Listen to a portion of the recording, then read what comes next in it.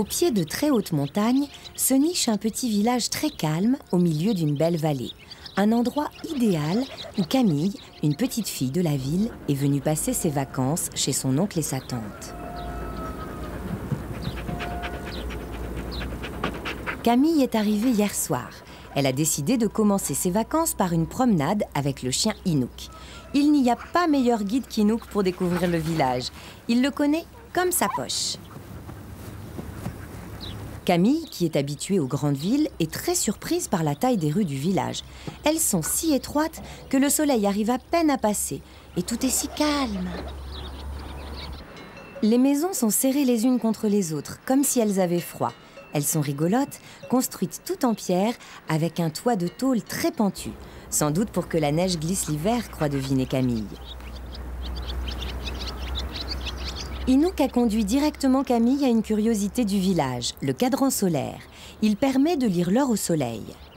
Inouk connaît tout ça par cœur, mais Camille est très intéressée. Elle comprend que c'est l'ombre de la petite tige, le stylet, qui donne l'heure. Comme le soleil tourne, l'ombre du stylet tourne aussi, indiquant l'heure sur les chiffres du cadran.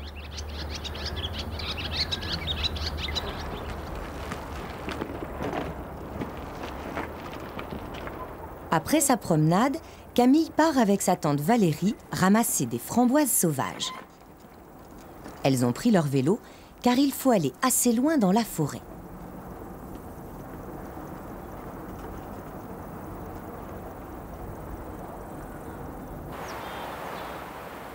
Les framboises sauvages poussent dans les bois. L'arbuste qui donne ses fruits s'appelle le framboisier. Il pousse parfois en énormes buissons. Valérie ramasse les framboises pour le dessert de midi. Camille, elle, n'en met aucune dans le bidon. Elle préfère les manger tout de suite. Inouk les a rejointes. Il regarde ce que Camille lui propose, mais les framboises ne l'intéressent pas. Ce n'est pas pour les chiens. Il y a beaucoup de fruits, mais Camille n'aide pas beaucoup Valérie. Elle préfère se moquer d'Inouk.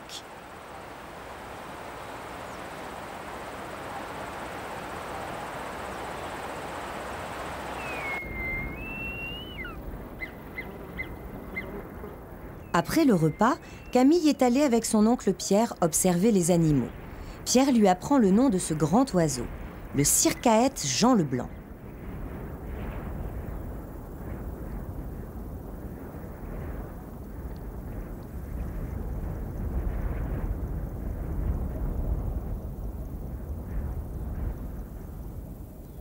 Elle fait d'autres rencontres, comme cette coccinelle, découverte au bord d'un sentier.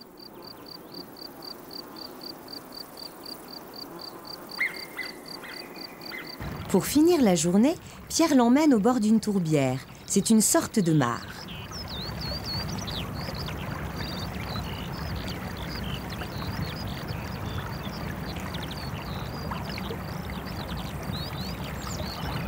C'est actuellement l'époque des têtards, les petits des grenouilles. En inspectant les bords de la tourbière, nos deux amis s'aperçoivent qu'il y en a partout. Pierre essaie d'en attraper un pour le montrer à Camille. Mais ce n'est pas facile, il glisse dans la main. Les têtards ne sont pas encore des grenouilles. Ils ont une queue et pas de pattes. En grandissant, leurs pattes vont pousser et ils perdront leur queue. C'est la première fois que Camille voit un animal aussi étrange.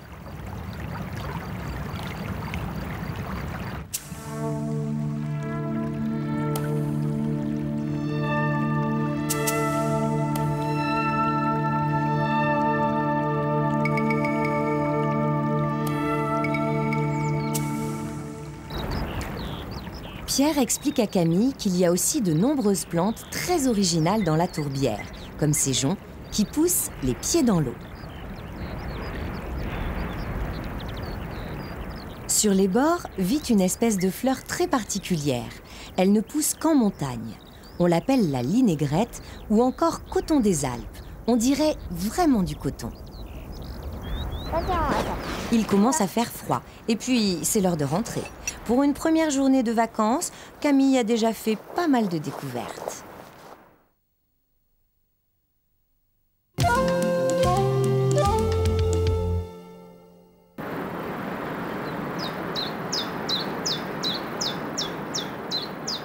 Au milieu des montagnes se cache un tout petit monde qui vit dans le plus grand secret. Camille et son oncle Pierre partent en exploration dans l'univers des fourmis. La première fois, Camille ne voit rien. Il a fallu qu'elle se baisse et même qu'elle se rapproche encore pour les découvrir enfin.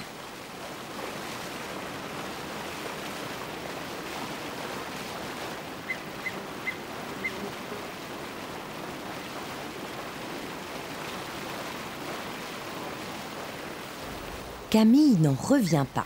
Elle allait vraiment passer à côté sans rien voir. D'ailleurs, il y en a encore là, sur le grand chardon. Il y a même au-dessus une sorte de mouche. Elle se régale du nectar de la fleur. C'est une sorte de sirop très sucré, le délice des mouches et des abeilles. Elles en sont folles. Quand on regarde bien, on s'aperçoit qu'il y a un monde fou sur les fleurs.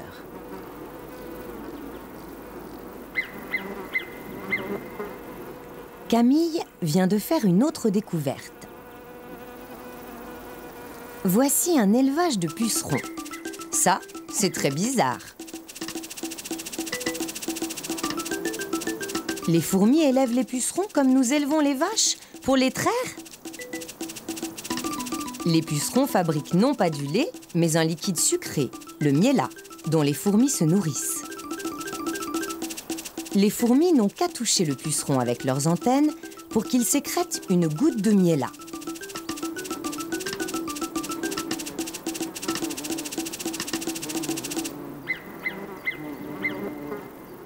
Les fourmis font leurs élevages sur des grandes fleurs comme ce chardon.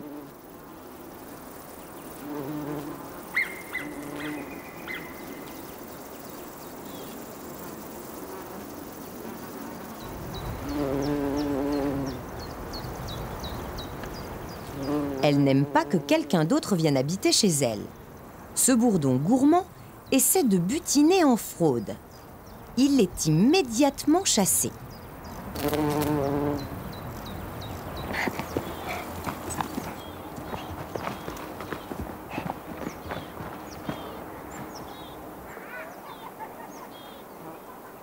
C'est dans les bois que Camille retrouve par hasard les fourmis. Elle est en train de jouer quand elle s'aperçoit qu'il y en a partout autour d'elle.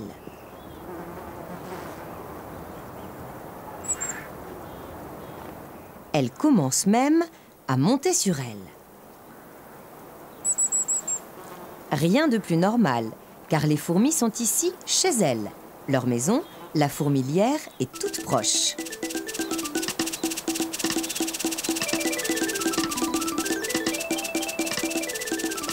Il y a des milliers et des milliers de fourmis dans la fourmilière. Elles sont toutes plus affairées les unes que les autres.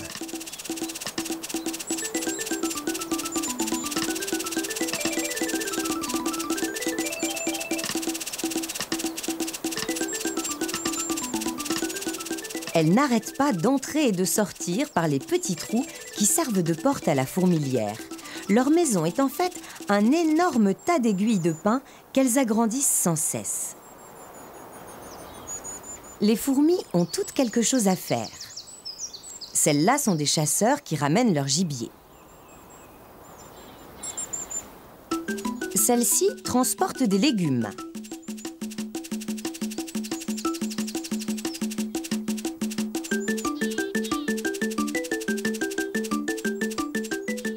Celle-là, enfin, chargée de l'entretien, est allée chercher une pièce manquante pour le toit de la fourmilière.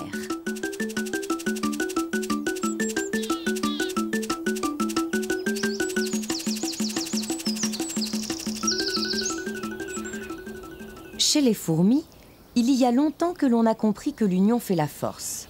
En un rien de temps, cet énorme criquet sera descendu dans les caves de la fourmilière.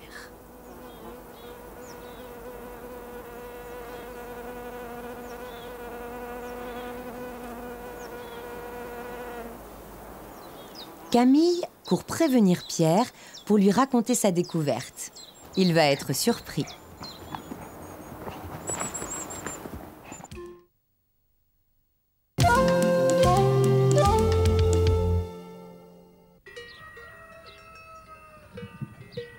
Très tôt le matin, alors que Camille dort encore, les habitants de la montagne sont déjà au travail.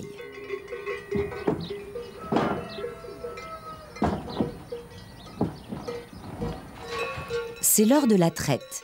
Les vaches ont passé la nuit dehors. L'été, elles ne rentrent pas à l'étable. On dit qu'elles restent à l'alpage. Les paysans montent les traire sur place, dans la montagne, dans une petite cabane appelée salle de traite. Pour attirer les vaches à l'intérieur, on met des granulés de luzerne dans les mangeoires. Elles en raffolent.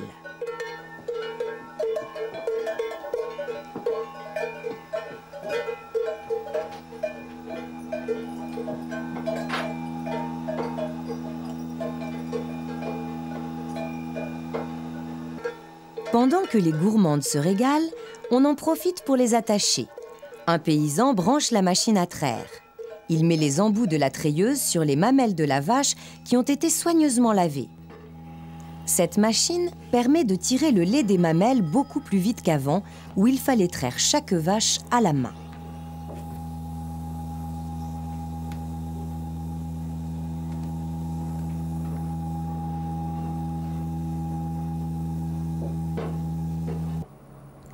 Camille a fini par se lever. Ce matin, elle a décidé d'accompagner Éric le fromager dans sa tournée. Tous les jours, Éric part faire le ramassage du lait dans la montagne. Avec lui, Camille va découvrir le curieux voyage du lait.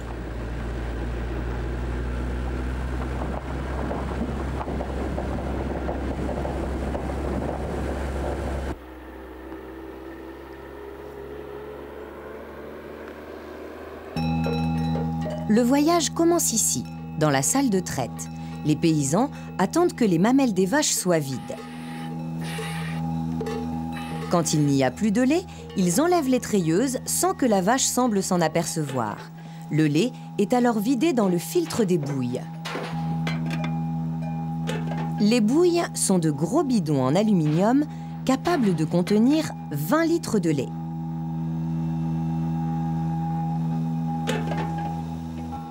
Après la traite, les vaches sont aussitôt relâchées. Elles partent, sans se faire prier, brouter la bonne herbe de l'alpage.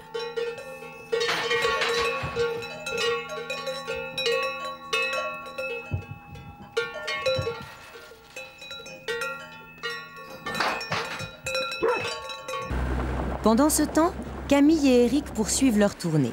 La route est longue, de la fromagerie à l'alpage. Le lait commence son premier voyage. Éric ne pourrait pas monter à la salle de traite avec son camion. Le paysan charge donc les bouilles sur son véhicule tout-terrain. À 9 h, la traite est terminée. Le lait est redescendu au bord de la route.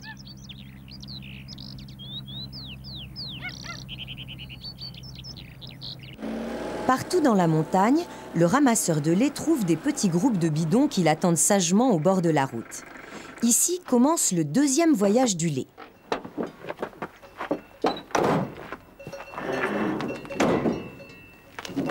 À l'aide d'une pompe, Camille et Éric transvasent le lait dans la citerne réfrigérée du camion. Quand il fait chaud, les paysans ne laissent pas les bidons dehors. Ils les mettent au frigo pour que le lait ne s'abîme pas.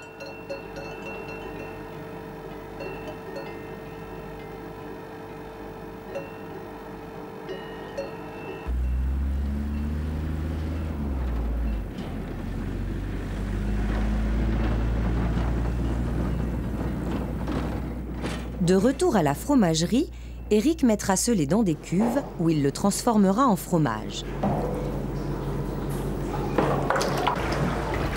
Une fois égoutté et moulé, le fromage est séché dans des caves. Cela s'appelle l'affinage. Voilà. Tu vois, ça va mieux comme ça. On est encore meilleur comme ça, je trouve. Finalement, ils ont bien fait de nous faire recommencer. Tu crois pas? Voilà. Voilà. Grâce à Éric, Camille a compris le long voyage que doit faire le lait pour devenir fromage. Et en plus, il lui a offert un délicieux cadeau. Tiens. Voilà.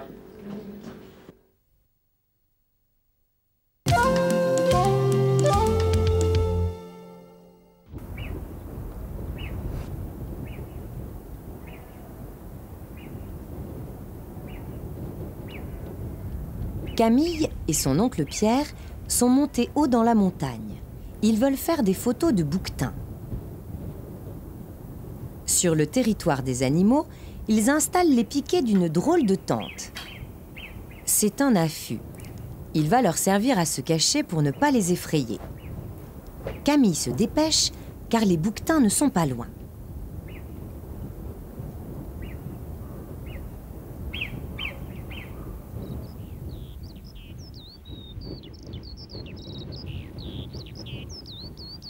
Vite, vite! Il ne manque plus que l'appareil photo de Pierre et nos amis seront prêts.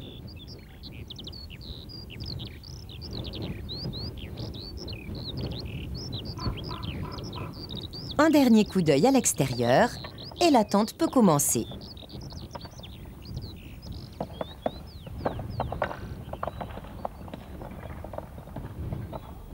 Très vite, des bouquetins arrivent à proximité de l'affût où Pierre et Camille restent cachés sans faire le moindre bruit. Il y en a même un qui était déjà là. Il ne s'est même pas réveillé. Le gros de la troupe est encore loin dans les pierriers.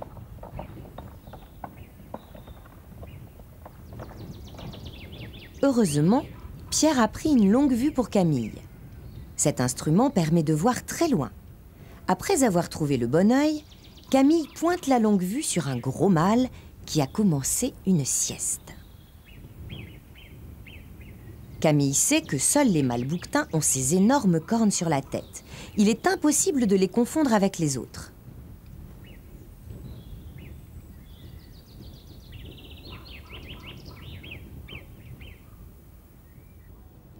Les bouquetins adorent se percher. Ils se mettent bien en vue sur un rocher qui domine les environs. Ainsi placés, rien ne leur échappe. Ils peuvent surveiller tout ce qui se passe aux alentours.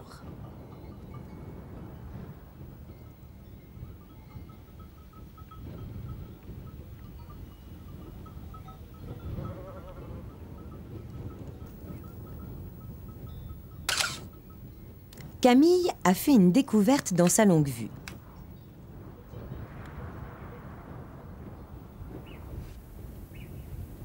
Les mamans, suivies de leurs jeunes cabris, sont arrivées dans les environs. Elles sont très nerveuses. Auraient-elles flairé nos amis? Toute la petite troupe est aux aguets dans les rochers.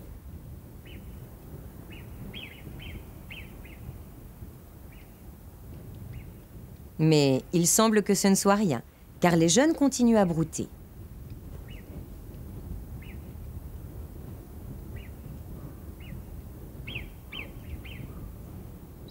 Chez les bouquetins, tout semble facile. On peut manger ou dormir à sa guise. Chacun fait comme il veut.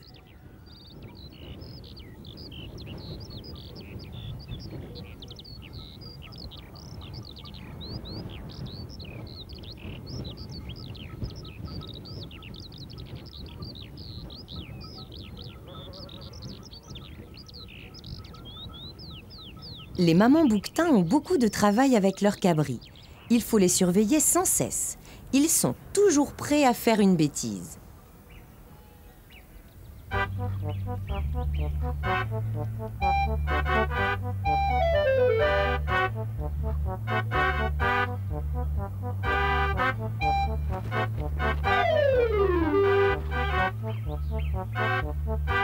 Camille a eu peur. Elle veut les faire voir à Pierre.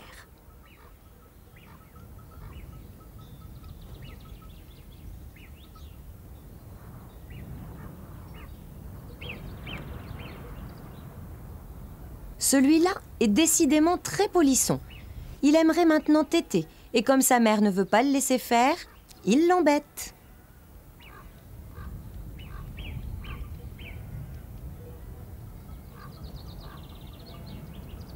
Ça ne va pas durer, car l'autre revient déjà. Que vont-ils inventer cette fois-ci? Finalement, Pierre trouve qu'il n'y a pas beaucoup de différence entre Camille et les cabris. Ils sont tous aussi coquins.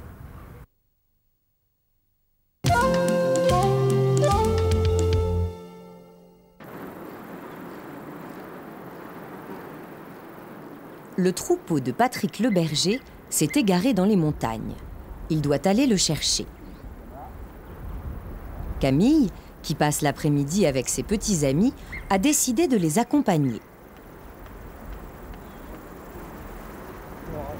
En montagne, les moutons sont laissés en liberté. Ils vont parfois très loin. Pour les retrouver, nos amis doivent explorer les environs.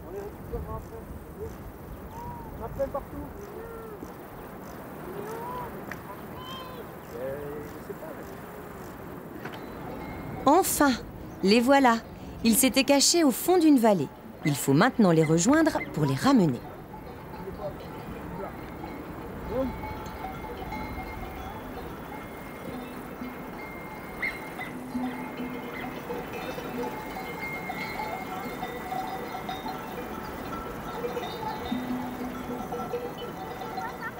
Arrivé près du troupeau, Patrick regroupe ses chiens. Il les aime beaucoup. C'est lui qui les a dressés pour rassembler les moutons. Ce sont eux qui font la première partie du travail.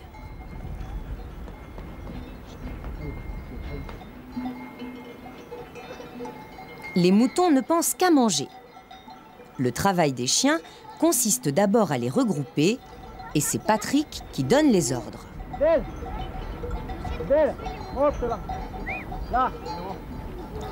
Pendant qu'un chien part en avant, nos amis se rapprochent du troupeau. Patrick veut changer les moutons de place. Il n'y a plus assez d'herbe ici. C'est pour cela qu'ils partent brouter loin.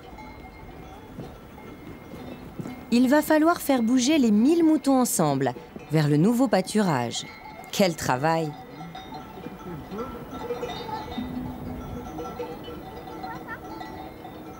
Garde une main dehors de la poche. Si tu glisses, tu frappes. Patrick a laissé les enfants bien à l'abri des chutes de pierre provoquées par les moutons. Il fait travailler ses chiens. En les voyant arriver, les moutons comprennent qu'il n'est plus l'heure de manger et qu'il faut se mettre en route. Les chiens veillent à ce qu'ils partent tous dans la bonne direction. Cette fois, le troupeau s'est mis en marche. Les moutons se suivent tous à la queue leu-leu en faisant de petites pauses pour brouter. Une fois qu'ils sont partis dans la bonne direction, c'est finalement assez facile de les faire avancer ensemble. Les bergers disent alors que le troupeau a pris le biais, c'est-à-dire le bon chemin.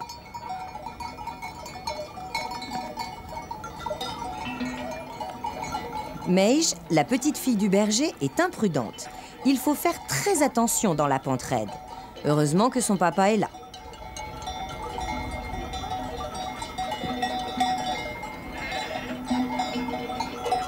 Une fois en route, le troupeau ne s'arrête plus. Nos amis doivent se dépêcher de le rattraper. Les moutons sont fidèles à leur réputation. Ils se suivent tous les uns derrière les autres. Ils marchent en file indienne, en suivant le flanc de la montagne, comme les moutons de Panurge.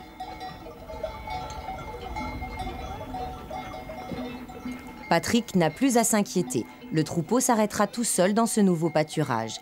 Il y a ici suffisamment de bonne herbe grasse pour nourrir tout le monde pendant quelques jours. Après, il faudra de nouveau faire bouger les moutons. Cela demande aux bergers beaucoup de savoir-faire et d'observation.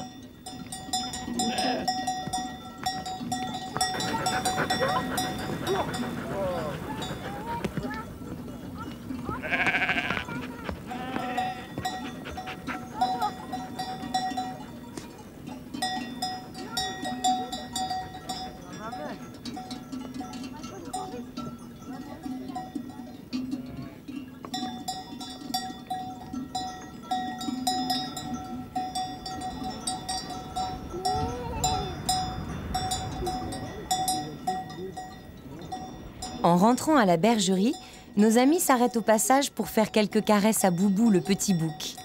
Quel bel après-midi pour Camille.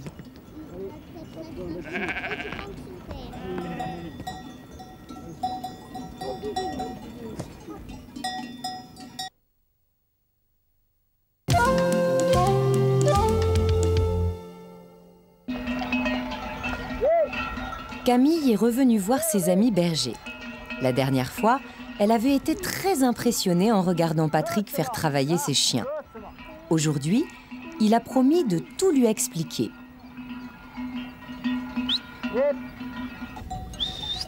Tout d'abord, la présentation des chiens.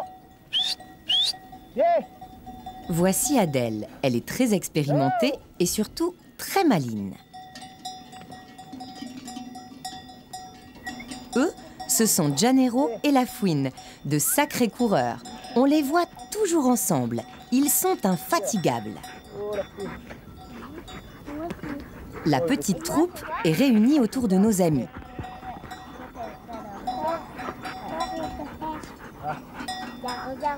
Avec Adèle, donc, la Fouine et enfin Janeiro. Non, il manque encore Panis. Impossible de l'oublier, il est si gros. Panis monte la garde jour et nuit au milieu des moutons. Comme il ne rentre jamais à la bergerie, imaginez sa joie lorsqu'il reçoit de la visite.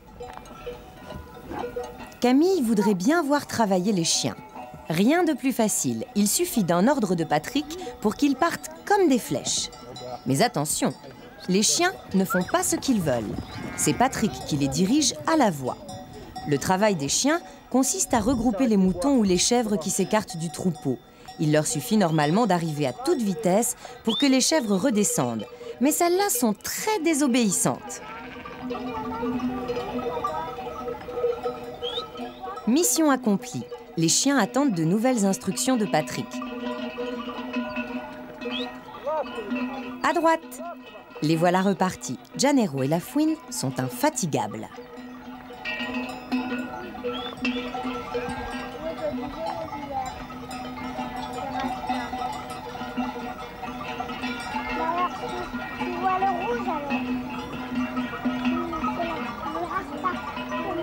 Grâce aux chiens, Patrick n'a pas à se déplacer lui-même.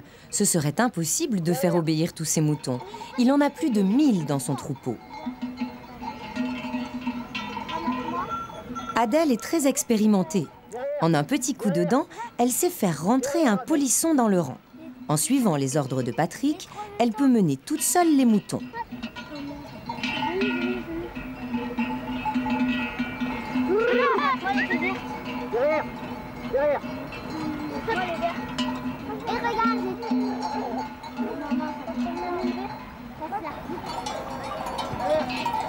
Il arrive parfois que Panis prenne envie d'aider Adèle. Mais là, c'est la catastrophe. Panis ne comprend rien à la direction du troupeau. Ce n'est pas son travail. Chaque fois, cela finit en course folle avec son ami, le petit bouc noir.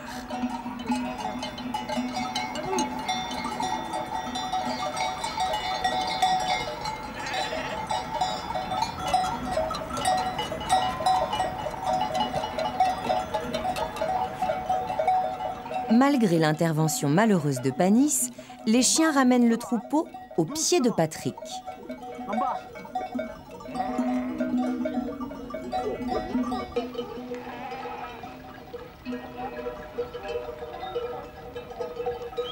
À la différence du fils du berger, Camille n'ose pas trop s'approcher. Pourtant, elle ne risque rien.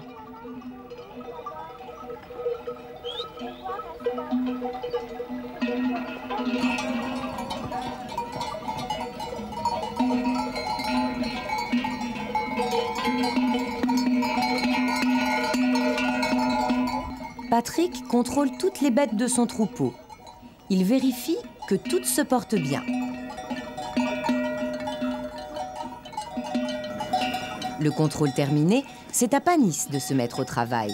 Son rôle, c'est de veiller sur les moutons quand le berger n'est pas là. Il les protège contre les chiens méchants et les rôdeurs de tout poil. Il est tellement fort que les moutons ne risquent rien.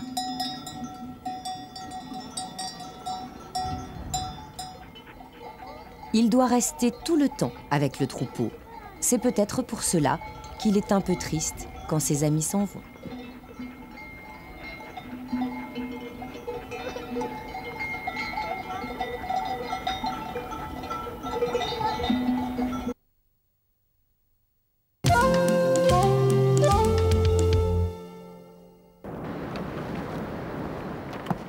Depuis plusieurs heures, Camille et son oncle Pierre montent sur un sentier très escarpé.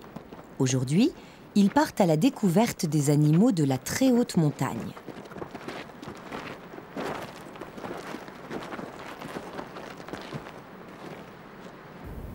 Ils ont atteint 2000 mètres d'altitude. À cette hauteur, les arbres ne poussent plus. Il ne reste plus que quelques touffes d'herbe. Ils entrent dans le monde des cimes, au milieu des grandes parois, des crevasses, des glaciers.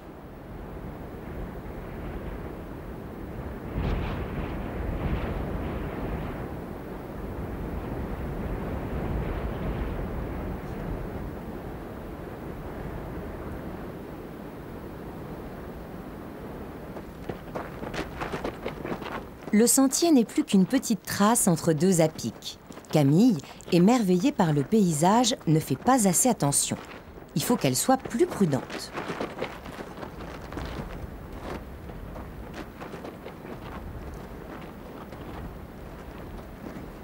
Nos amis sont presque en haut. Autour d'eux, tout semble désert.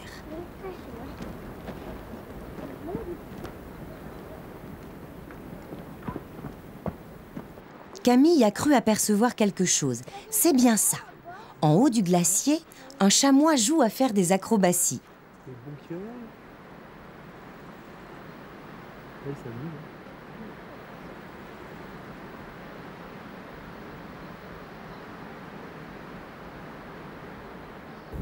Pendant que nos amis le regardent, un autre visiteur a surgi d'on ne sait où. C'est un chocard. Camille est très surprise. Il y a un instant, cet endroit était désert. Elle voudrait savoir comment font ces animaux pour vivre ici. En fait, les chocards arrivent toujours à se débrouiller. Ils ont parfaitement compris que les randonneurs laissent autour d'eux des miettes et des restes de casse-croûte. Ce sont de vrais profiteurs. Ils arrivent à tire-d'aile dès qu'ils voient des gens arrêtés. Où que vous soyez en montagne, même sur les sommets, il y a toujours un chocard en vol à l'affût du moindre petit reste que vous pourriez laisser tomber.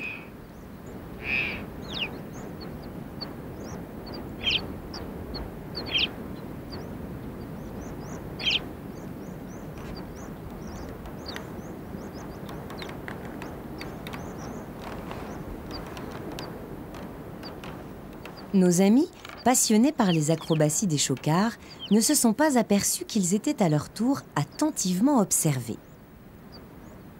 C'est une harde de chamois.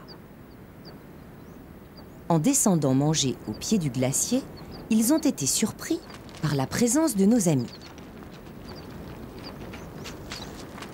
Les chamois passent leur journée dans les parois rocheuses. Le soir, ils descendent pour brouter un peu plus bas, là où l'herbe est plus épaisse. Les parois des montagnes leur assurent la tranquillité. Là-haut, ils ne sont pas dérangés par les promeneurs. Mais, comme il n'y a rien à manger, ils doivent descendre chercher leur nourriture. C'est alors qu'on peut les observer.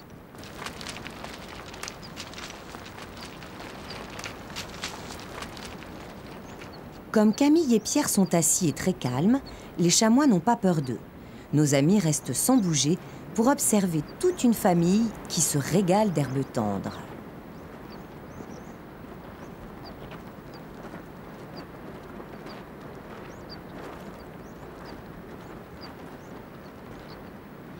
Plus haut, une maman est inquiète. Son cabri ne veut pas rejoindre la troupe. Elle est obligée d'aller chercher son petit désobéissant.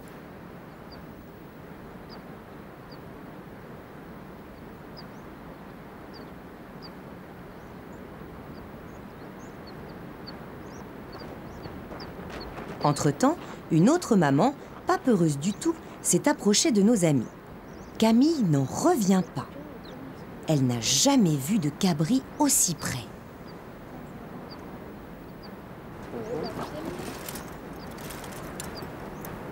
C'est bien.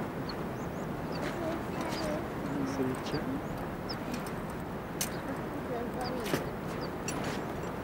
Au moment de partir, nos amis quittent les lieux très doucement pour ne pas les effrayer. Les chamois n'ont pas bougé. Ils s'en vont, émerveillés par cette rencontre.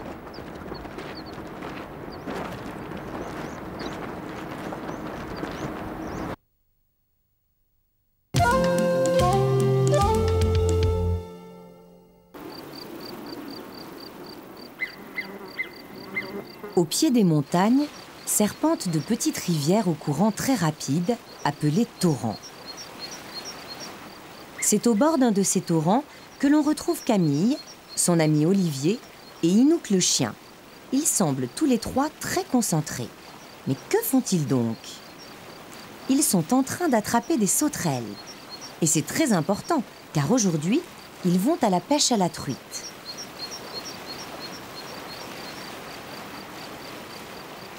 Camille trouve qu'il n'y a rien de plus difficile que la chasse à la sauterelle.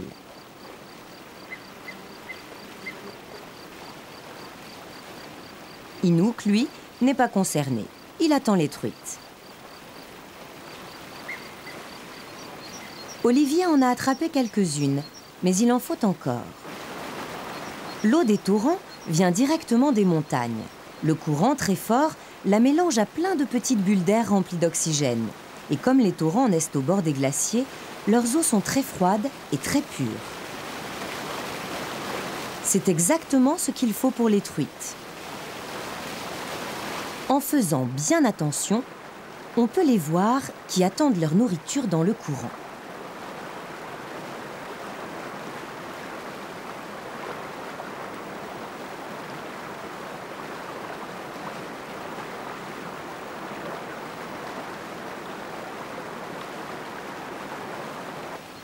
Olivier connaît toutes les petites habitudes des truites.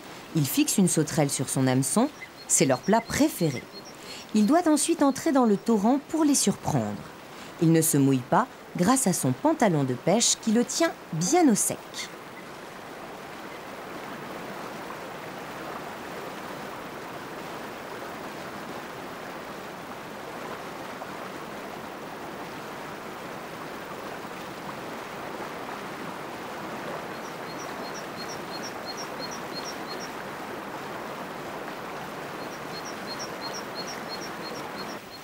Camille et Inouk restent sans faire de bruit sur la rive. Ils attendent que les poissons mordent. Olivier contrôle en permanence le déroulement de son fil. Il ne doit pas le perdre une seconde de vue. Les truites sont si vives qu'elles pourraient prendre la sauterelle et casser le fil d'un seul coup de queue.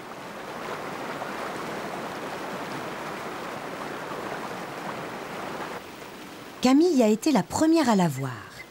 Une truite, plus gourmande que les autres, a mordu à l'hameçon. Olivier la ramène en faisant très attention.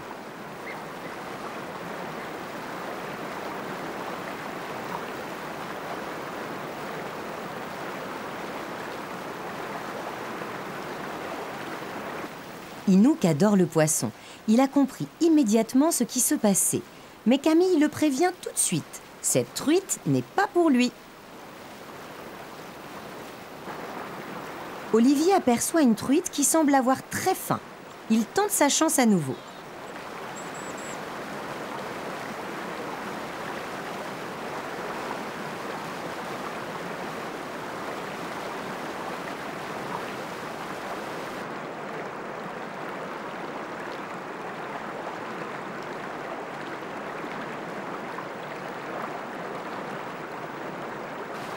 C'est une maline.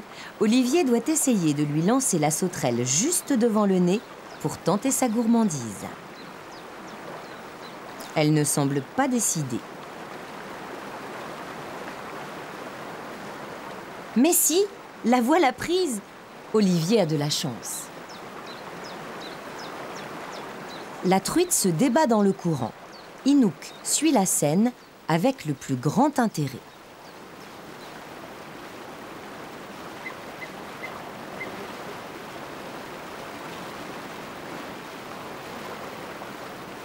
2 truites suffisent. Une pour Camille, une pour Olivier. Ce n'est pas la peine d'en pêcher plus. Mais Inouk n'a pas été compté. Il semble très déçu. Olivier met les poissons dans une poignée d'herbe humide pour les maintenir au frais. Maintenant, il ne reste plus qu'à les préparer à la maison.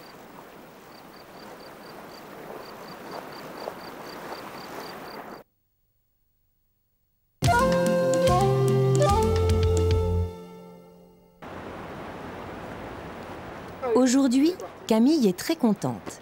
Avec son oncle Pierre, ils montent dormir très haut en montagne, dans un refuge.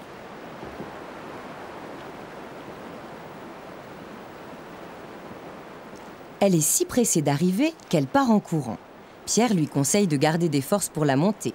Mais Camille, bien sûr, ne l'écoute pas.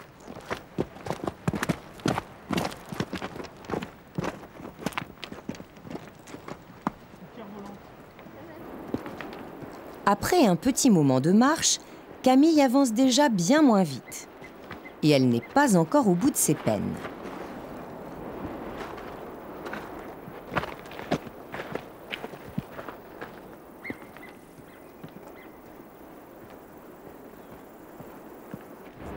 Deux heures plus tard, nos amis sont presque arrivés. Pierre a vu le refuge le premier. Il le montre à Camille.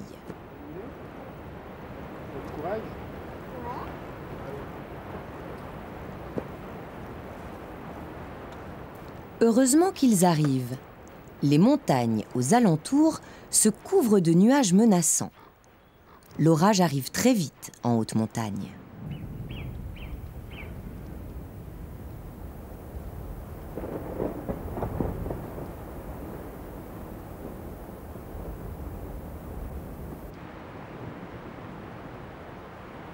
Enfin la maison.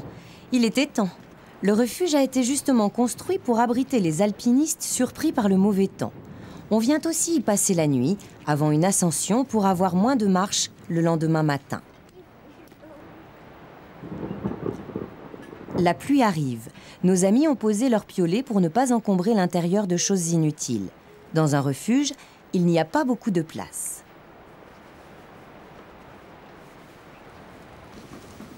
Des alpinistes sont déjà installés. Ils sont en train de souper. Pour Camille, le plus important, c'est le lit. Mais attention Camille, il faut d'abord poser ses chaussures. Pierre prend le temps de s'habiller. Le refuge n'est pas chauffé et à cette altitude, il ne fait pas très chaud. Il faut sans tarder préparer le repas. Nos amis sont affamés après leur longue marche et une bonne soupe les réchauffera. Dans son gros pull tricoté par sa grand-mère, Camille n'aura pas froid. Pierre s'est déjà mis au travail, il installe son réchaud. Au refuge, il faut tout emporter avec soi. Les casseroles, la vaisselle, la cuisinière à gaz, tout cela est remplacé par ce petit réchaud. S'il n'y a pas de vaisselle, il y a par contre tout ce qu'il faut pour dormir. Des couvertures et surtout ces drôles de lits à étages qu'on appelle des bas-flancs. Pierre fait bouillir de l'eau. Elle chauffe très vite dans ces petites casseroles spécialement prévues pour ce réchaud. Le lit est enfin prêt. Camille, impatiente, descend voir ce qui mijote.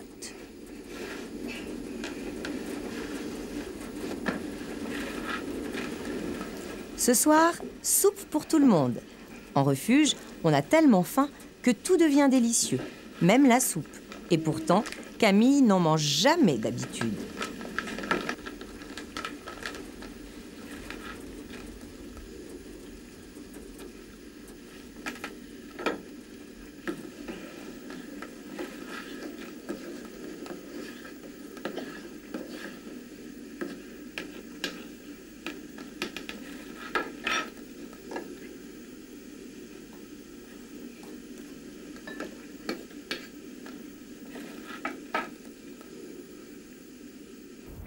Dehors, l'orage s'est arrêté.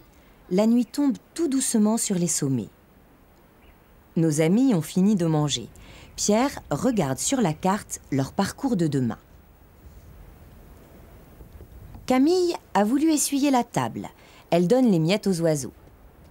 Elle est curieuse de savoir où Pierre va l'emmener demain.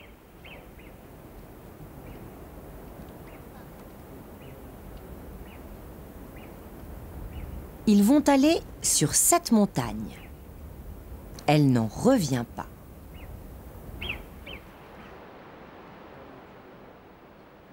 Camille rêve sans doute qu'elle est déjà là-haut.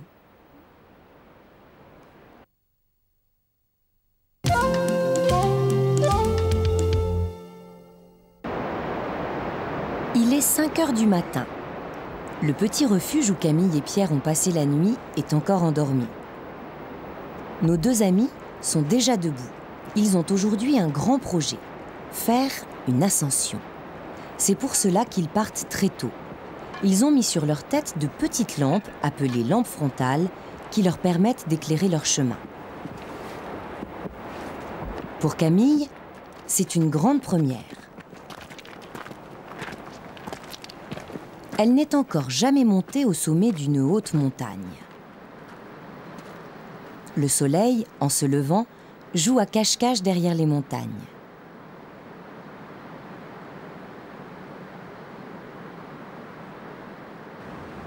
Camille et Pierre sont déjà hauts quand ces rayons les rejoignent.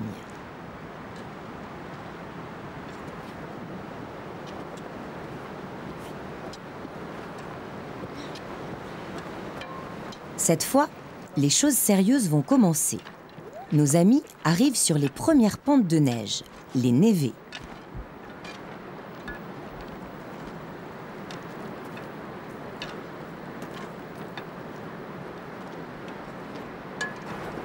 Pas question de continuer comme ça. Camille risque de glisser sur la neige dure. Pierre sort de son sac le matériel d'alpinisme.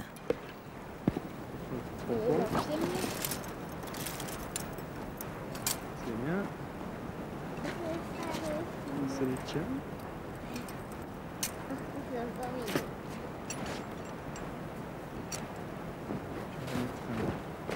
Il commence par équiper Camille en lui enfilant une drôle de culotte.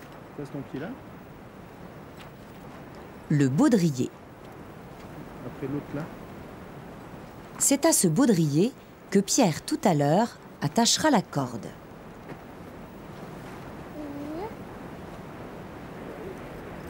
C'est comme ça. Il fixe les crampons aux chaussures de Camille. Les crampons sont des griffes de métal qui s'enfoncent dans la glace pour empêcher le pied de déraper. Attention, faut pas marcher sur les pieds. Pendant que Pierre s'équipe, Camille, qui a mis son casque, se met de la crème solaire. Il faut faire très attention en montagne, car on attrape vite des coups de soleil, même sur les oreilles.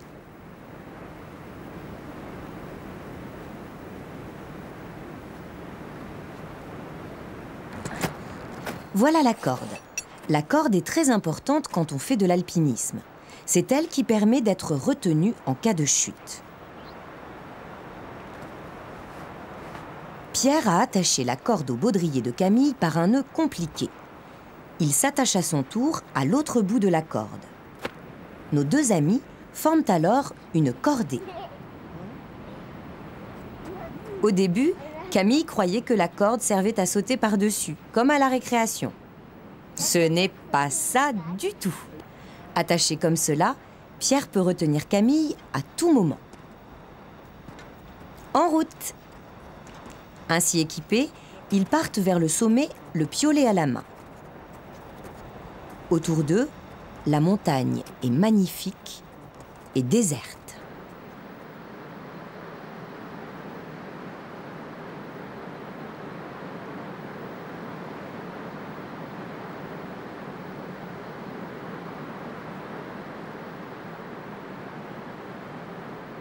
Nous retrouvons nos amis après quelques heures d'effort.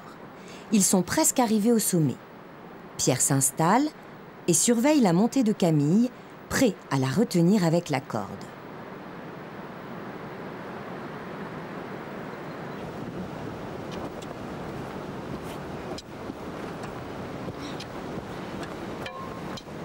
Camille n'en croit pas ses yeux. C'est magnifique. À cette altitude, il n'y a plus que des rochers et de la neige. Les herbes et les fleurs ne poussent plus. Il fait beaucoup trop froid.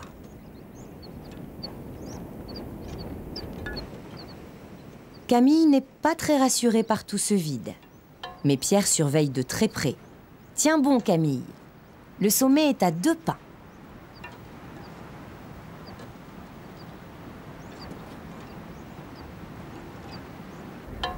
Ça y est, cette fois, ils sont en haut. Camille est vraiment très fière de son premier sommet.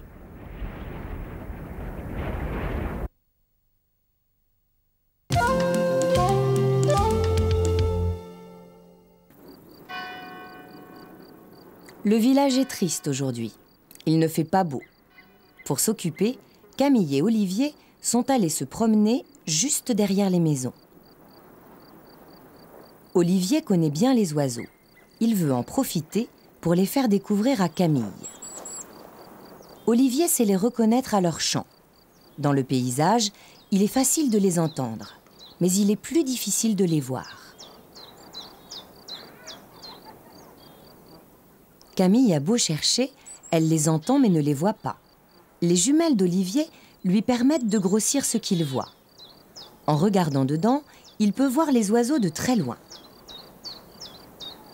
Les oiseaux sont peureux. Ils n'aiment pas qu'on les approche. Nos 2 amis se sont cachés dans les grandes herbes pour mieux les observer.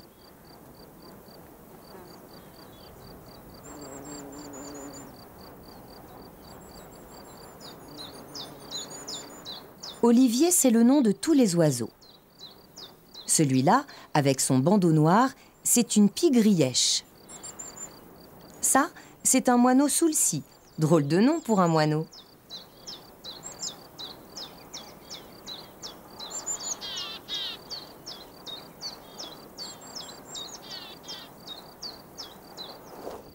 Camille et Olivier vont maintenant rendre visite aux oiseaux de la forêt. Leurs chants sont très différents. Olivier a entendu quelque chose. Il voudrait bien savoir ce que c'est.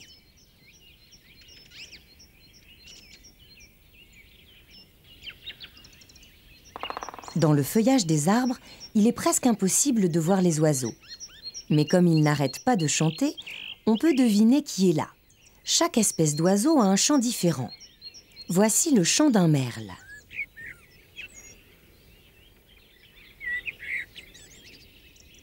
Dans ce concert, Camille n'arrive pas à distinguer un chant d'un autre. Mais Olivier a l'oreille fine. Ce drôle de son indique à coup sûr qu'il y a un pic dans les parages. Il ne s'est pas trompé. Il y a sur cet arbre un couple de pics-et-pêches qui nourrit sa couvée. Les pics-et-pêches ont un nid étonnant. C'est un trou dans un arbre qu'ils ont creusé avec leur bec.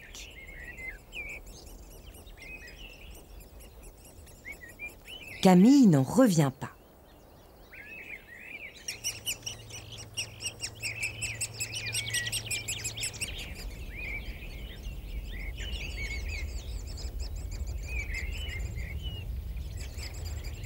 Les parents pics sont partis. Camille commence à avoir froid. Elle veut partir, mais Olivier la retient. Il y a là-bas quelque chose qui bouge. Cette fois, c'est sûr. En regardant bien, nos 2 amis découvrent une bande de renardeaux qui jouent comme si de rien n'était. Chez les renardeaux, c'est le concours de celui qui sera le plus polisson.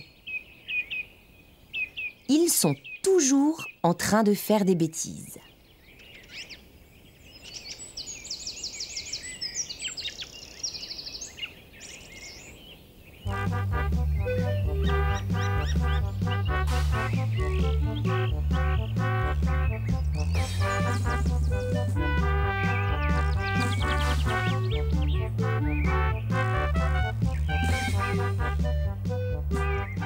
En voilà un 3e.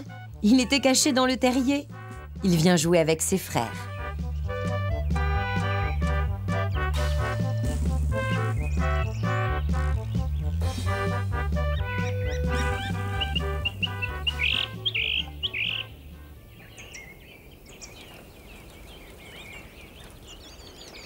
La pluie commence à tomber. Les renardeaux se sont vite mis à l'abri dans leur terrier.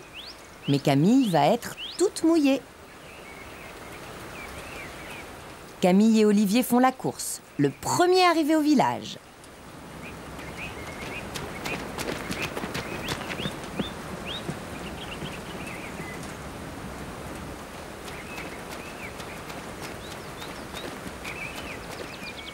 Heureusement, les maisons ne sont pas loin. On peut parier que dans quelques minutes, Camille sera bien au chaud, devant son goûter.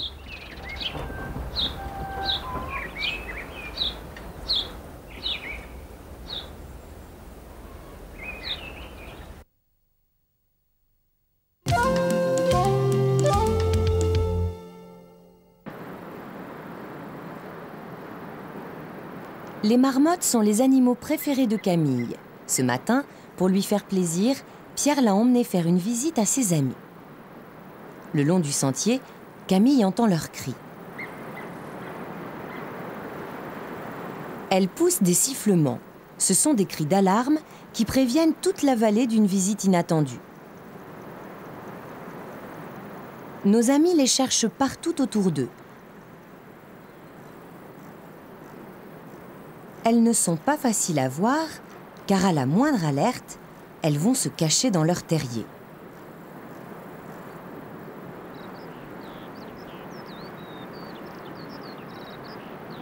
Grâce aux jumelles de Pierre, Camille finit par en découvrir une. Les marmottes ont l'habitude de manger de l'herbe tranquillement installée au soleil. Elles peuvent en avaler des quantités énormes puisqu'elles doivent faire des réserves de graisse pour l'hiver.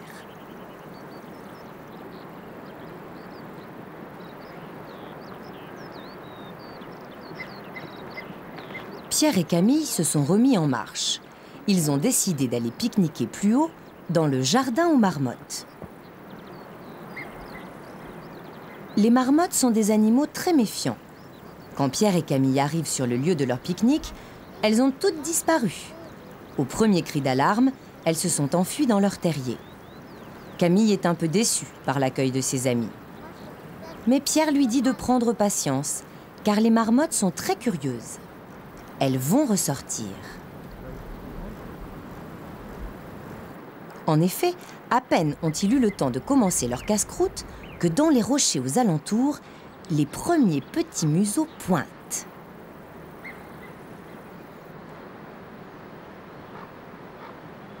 Rassurées par l'attitude pacifique de nos amis, les marmottes prennent peu à peu de l'assurance.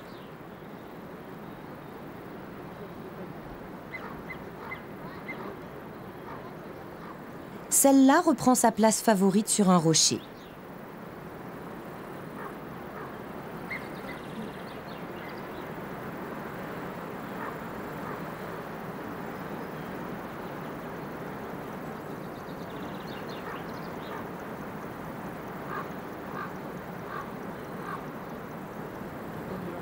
Pierre a vu quelque chose d'intéressant.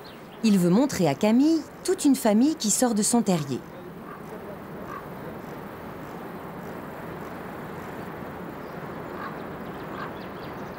Peu à peu, les marmottes reprennent les jeux et les différents grattages qui sont leur passe-temps préféré.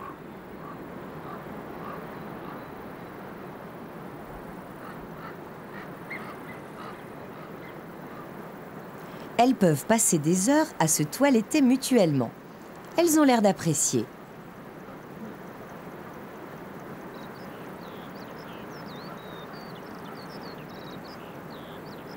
Celle-ci recommence sa sieste sur un rocher. Elle semble épuisée par toutes ses émotions. Camille voudrait bien ramener un souvenir de cette journée. En catimini, il s'approche d'une jeune marmotte qui prend le soleil devant son terrier.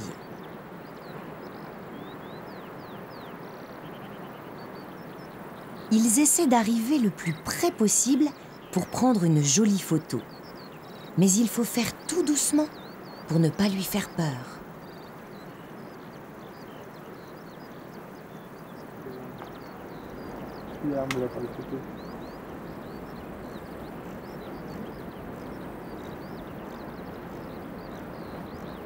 Encore trop loin.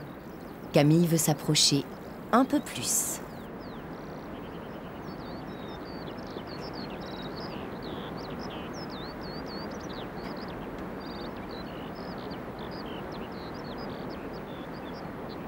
Un geste brusque et hop, la marmotte part se cacher. Camille sait que dans ces cas-là, il n'y a qu'une chose à faire, s'accroupir et prendre un peu patience. La voilà de nouveau, mais la marmotte est cette fois sur ses gardes. Elle trouve que cette petite fille est vraiment trop impolie de faire des photos dans son jardin. Finalement, son terrier est plus tranquille pour l'instant.